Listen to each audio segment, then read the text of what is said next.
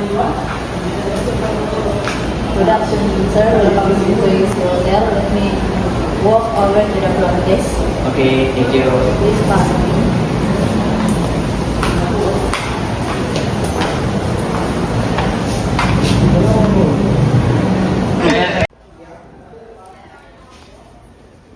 All set perfect. Let me take your room and give a quick tour. Away.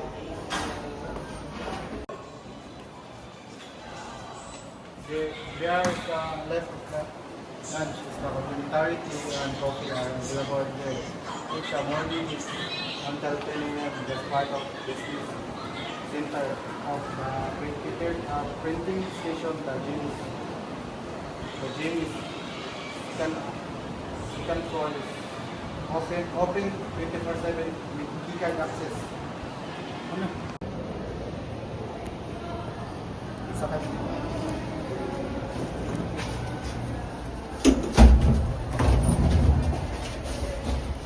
Asopa is located on this floor. If you're interested a booking or a message or treatment, I can take care for that for anything anytime.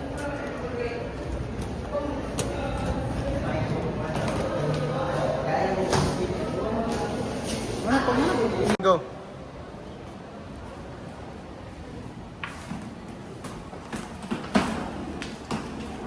Here we are in room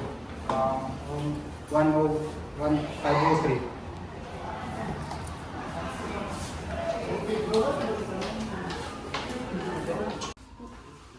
Would you like to have a short room orientation, ma'am? I'd be happy to show you around. Sure, please. So please follow me this way.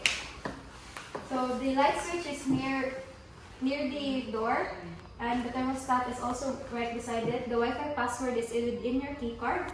And if you need anything, please dial 01 or visit us here at the office.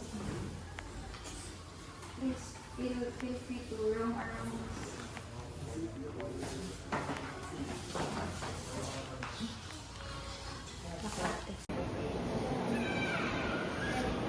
Hey, Kyla. I've got a meeting across in town in about 45 minutes. Can you help me arrange a ride, please? Of course, Mr. John. Would you prefer a hotel car or a taxi? Taxi is fine. I'll have one ready at the front entrance in about 10 minutes. I'll also give the driver the destination to save you time. Okay, thank you. My pleasure. Let me know if you need return pick up later on. Good afternoon, Sir Earl. Just checking in. How's everything last night? Was it quieter? It was much better actually. I got for this sleep night. Thank you for following up. I'm very glad to hear that. If anything else comes up, even with the small things, I'm always here to assist you. Do you have any plans today so I can help you with? Actually, I thanking you for visiting the city of museum this afternoon. Perfect choice, Mr. Earl. It is one of the highlights on the arena. I can print a map for you and arrange a taxi or directions if you'd like. Thank you again, John. My pleasure, Mr. Earl. Please enjoy your stay and don't hesitate to reach us out later.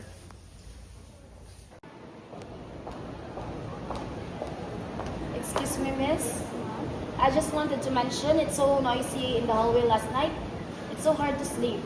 I'm really sorry about that, Miss Carla. I'll notify our evening team to monitor the floor not closing tonight. If it continues, I arrange a quieter room that has no problem. Okay, thank you.